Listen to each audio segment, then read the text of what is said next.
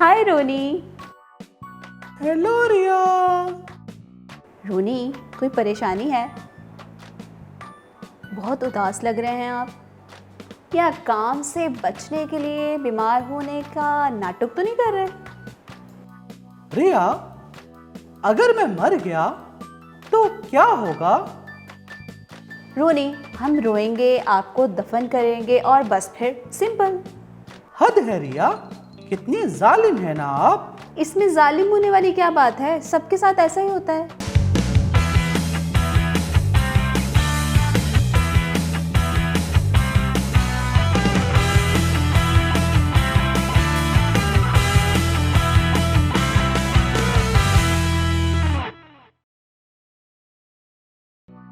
तौबा तौबा रिया, मुझे तो आपसे डर लग रहा है।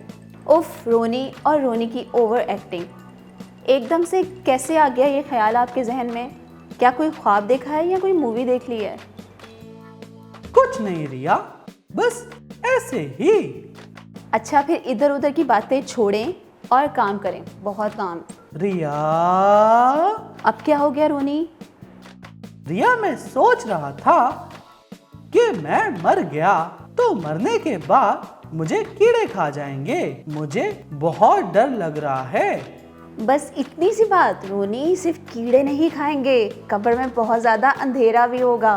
रिया, अच्छा सॉरी रोनी, तो रोनी मेरे भाई, वहाँ पे कीड़े आपको नहीं बल्कि आपकी बॉडी को खाएंगे। रिया, एक ही बात है ना? लो, एक बात कैसे हुई? क्या मतलब? रोनी, बाइबल मुकद्दस में से दूसरा ग्रंथियों उसका 5वां बाब और उसकी पहली आयत को पहले आप पढ़ें। ओके रिया, क्योंकि हम जानते हैं कि जब हमारा खेमे का घर जो जमीन पर है गिराया जाएगा तो हमको खुदा की तरफ से आसमान पर एक ऐसी इमारत मिलेगी जो हाथ का बना हुआ घर नहीं बल्कि अब्दी है। आमीन। अब ये क्या है? मैं जिस्म की बात कर रहा हूँ, आप घर की बात बता रही हैं।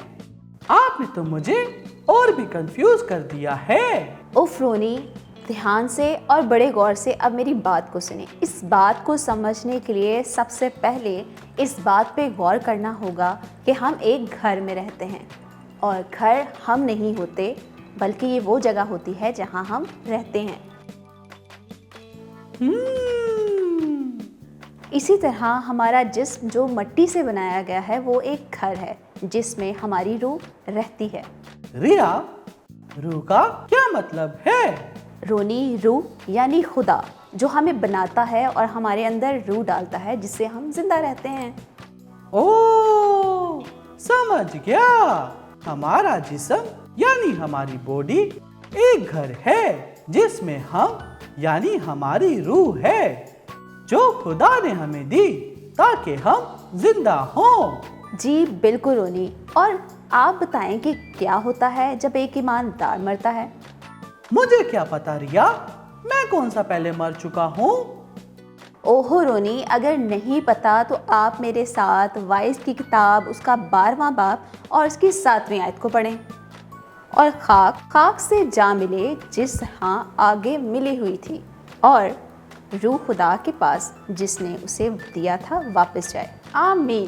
ओ, तो मतलब उसकी रूह उस घर यानी जिस्म से निकलकर खुदावन के पास वापस चले जाती है। शाबाश रोनी, इसीलिए पालूस रसूल फरमाते हैं क्योंकि जिंदा रहना मेरे लिए मसीह और मरना नफा। लेकिन रिया, पालूस रसूल ने ऐसा क्यों कहा कि मरना नफा यानी फायदेमंद है? अच्छा रोनी, पहले आप मुझे एक बात का जवाब दें कि ये दुनिया अच्छी है या आसमान यानी जन्नत जहाँ पे कोई दुख नहीं होगा, कोई बीमारी और मुश्किलात नहीं होंगी। कैसी बातें कर रही हैं आप रिया? आसमान पर जन्नत में रहने से अच्छा भी कुछ हो सकता है भला? और सबसे बढ़कर यीशु होगा तो वहाँ रहना तो सबसे बेस्ट होगा। तो क्या? ओ अच्छा, अब मैं समझा रिया। शुक्र है। तो बताएं कि आपको कुछ समझ आया? रिया, ये दुनिया दुखों और तकलीफों से भरी है और फानी है। इसलिए पालूस रसूल ने कहा कि मरना फायदेमंद है, क्योंकि रिया मरने का मतलब है मसीह के साथ रहना, जो कि सबसे औसम है। शाबाश रोनी। रोनी, जब मसीह में हमारा कोई अजीज मर जाता है तो हमें दुख तो होता है, क्योंकि हम उसको याद करते हैं और उसकी कमी को महसूस करते हैं, लेकिन ये खुदा का निज़ाम है। लेकिन रोनी, हमें ये भी याद रखना है कि जो मसीह में मर जाते हैं वो एक अच्छी जगह जाते हैं। हालेलुया!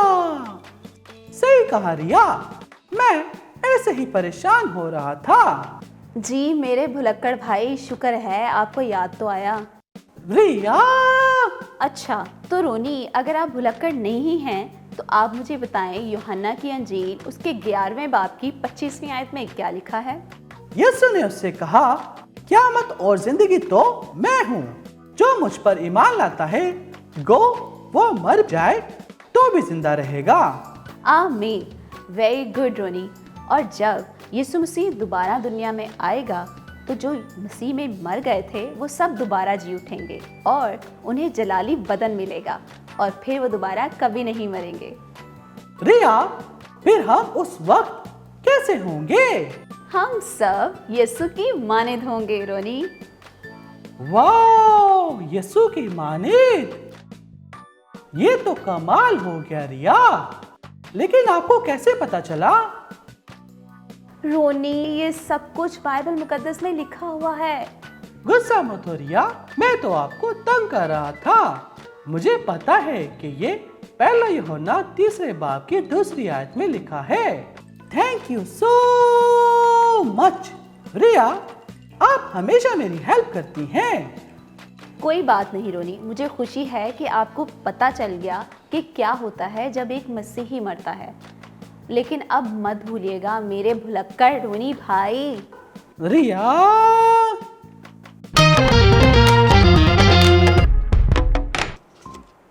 अमजद भाई, जल्दी मेरा सरप्राइज देना। बस निम्रा, थोड़ी देर वेट करो। अमजद भाई, मैं अपनी आंखें खोल रही हूँ, अब मैं और वेट नहीं कर सकती। तो ये रहा आपका surprise. Oh wow, this is so pretty. Thank you Amjad भाई, आज की स्टोरी टाइम को और एक्साइटिंग बनाने के लिए। तो मुझे खुशी है कि आपको ये पसंद आया। तो फिर रेडी हैं आप? पहले आप कहानी तो चूज करें। ओके, ये भी नहीं, नहीं। अरे निम्रा, अगर आप ऐसा ही करेंगे तो शायद आज कोई कहानी नहीं सुन पाएंगे। बस ये ठीक है अमजद भाई। ओके निम्रा, तो अब बताएं हमारे दोस्तों को कि आज हम कौन सी कहानी सुनने वाले हैं। तो दोस्तों, आज हम दबूरा की कहानी सुनेंगे और ईमान में खुदा के हीरोज़ के इस सेगमेंट में ये पहली कहानी है जो औरत के बारे में है। वाओ, मैं तो बहुत एक्साइटेड हूँ। अरे वाह निम्रा, तो फिर आज की कहानी शुरू करते हैं। हमारी आज की कहानी उस वक्त की है जब बनी इसराइल में कोई बादशाह नहीं था और खुदा की तरफ से काजी मुकर्रर थे जो बनी इसराइल का इंसाफ करते थे। दोस्तों, काजी यानी जज, और सब इसराइली अपनी प्रॉब्लम्स उस जज के पास लेकर जाते थे। जी जी निम्रा, ठीक कहा आपने। उस वक्त बनी इसराइल में एक नबिया थी जिसका नाम दबूरा था। वो इफ्राइम के कबीले और लफूदत की बीवी थी। वो बनी इसराइल में काजी थी और खजूर के दरख्त के नीचे बैठकर बनी इसराइल का इंसाफ करती थी। लेडी जज और नबिया यानी प्रॉफिटस जैसे नबी होते हैं जो नबूवत करते हैं। ओह वाओ, ये तो बहुत कूल है। सो तो है निम्रा। और जब इसराइल ने खुदा की बात मानना छोड़ दी तो खुदा ने कनान के बादशाह याबिन को इसराइल के खिलाफ खड़ा किया और वो इसराइल को 20 साल तक सताता रहा। 20 साल? जी निम्रा। और कनान के बादशाह याबिन के फौज का सरदार जिसका नाम सिसरा था, वो बहुत जालिम शख्स था और उनके पास 900 लोहे के रथ थे और कनान के बादशाह की बहुत बड़ी फौज थी। ओह माय गॉड, सब इसराइली बहुत परेशान हो गए होंगे और दिन रात खुदा से दुआ करते होंगे। ऐसा ही था निम्रा। और खुदा ने इसराइल की फरियाद सुनी और खुदा ने एक ख़ास पैगाम बर्क के लिए दिया। बर्क के लिए? ये बर्क कौन था? बर्क इसराइल के 12 कबीलों में से नफ्ताली के कबीले से था और खुदा ने उसको चुना कि वो इसराइल की फ़ौज की रहनुमाई करे। ओह। और दबूरा ने बर्क को ये पैगाम दिया कि वो नफ्ताली और ज़बूलून के कबीले से 10,000 मर्द अपने साथ ले और केनान के बादशाह के खिलाफ जंग में उनकी रहनुमाई करे।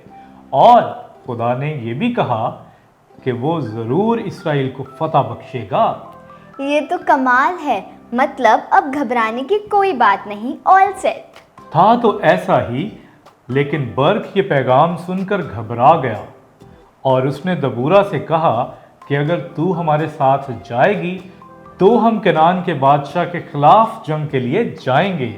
क्या लगता है निम्रा, दबूरा ने बर्क की बात मानी? बात है ईमान में खुदा के हीरो की, तो दबूरा की बात यहाँ ख़त्म तो नहीं हो सकती। वो ज़रूर साथ गई होगी। बिल्कुल सही गैस किया निम्रा आपने। दबूरा साथ गई और उसने बर्क को खुदा का एक ख़ास पैगाम दिया। वो क्या? और वो पैगाम ये था कि खुदा केनान की फ़ौज के सरदार सिसरा को बर्क के वसीला से नहीं बल्कि एक औरत के वसीला से हलाक करेगा। क्या सच में? कहीं वो औरत दबूरा ही तो नहीं? ये तो मैं अभी नहीं बताऊंगा, लेकिन जब दबूरा और बर्क 10,000 मर्दों के साथ खड़े थे तो खुदा ने अपनी कुदरत से केनान की फ़ौज को इसराइलियों के ज़रिए से हलाक करवाया और इसराइलियों ने केनान के बादशाह याबिन को भी पकड़ लिया। वाओ, ये हुई ना बात, यानी सब दुश्मन खत्म। लेकिन अमजद भाई, आपने सिसरा के बारे में नहीं बताया, क्या वो हलाक हो गया? नहीं निम्रा, सिसरा वहां से बच निकला और भाग गया। ओह, ये तो मसला हो गया। फिर? फिक्र मत करें निम्रा, क्योंकि खुदा ने दबूरा के वसीला से जो कहा था वो तो अभी पूरा होना बाकी है। क्या मतलब? मतलब ये कि जब सिसरा वहां से भागा तो वो याइल नामी एक औरत के खेमा में गया और उसने याइल से रिक्वेस्ट की कि वो किसी को उसके बारे में ना बताए, और याइल ने भी उसे यकीन दिलाया कि वो उसके पास महफूज है। ये तो बुरा हुआ। और जब सिसरा को यकीन हो गया कि वो बच गया है तो वो कंबल ओढ़कर याइल के खेमा में गहरी नींद सो गया। और याइल ने एक मेख यानी एक बड़ा सा कील लिया और उसे सिसरा की कनपटी यानी सर में रखकर ऐसा ठोंका कि वो उसकी कनपटी के आर पार हो गया और सिसरा वहीं पे मर गया।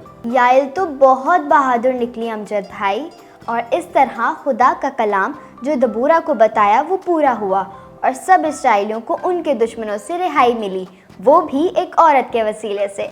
हालेलुया। बिल्कुल ठीक कहा निम्रा, क्योंकि इसके बाद इसराइल में 40 साल तक अमन रहा और किसी ने इसराइलियों को तंग नहीं किया। ये तो ज़बरदस्त हो गया। और अमजद भाई, मुझे जानकर बहुत खुशी हो रही है कि खुदा के नज़दीक मर्द हो या औरत, वो किसी से भी अपना काम ले लेता है और अपने जलाल के लिए इस्तेमाल करता है, जैसे उसने दबूरा को बताया और फिर पूरा किया। जी हाँ निम्रा, क्योंकि दबूरा खुदा से डरती और उससे प्यार करती और उसके हुक्मों पर अमल करती थी। yippee! ये हुई ना ईमान में खुदा के हीरो वाली बात। और thank you so much Amjad भाई आज की कहानी सुनाने के लिए, और मुझे उम्मीद है कि हमारे दोस्तों को भी दबूरा के बारे में जानकर बहुत बरकत मिली और हमने जाना कि किस तरह खुदा अजीब तौर पर काम करता है। आमीन। तो फिर दोस्तों, इस एपिसोड को लाइक और शेयर करें और हमारे चैनल उम्मीद किड्स टीवी को सब्सक्राइब करना ना भूलिएगा। तो फिर मिलेंगे। बाय। बाय।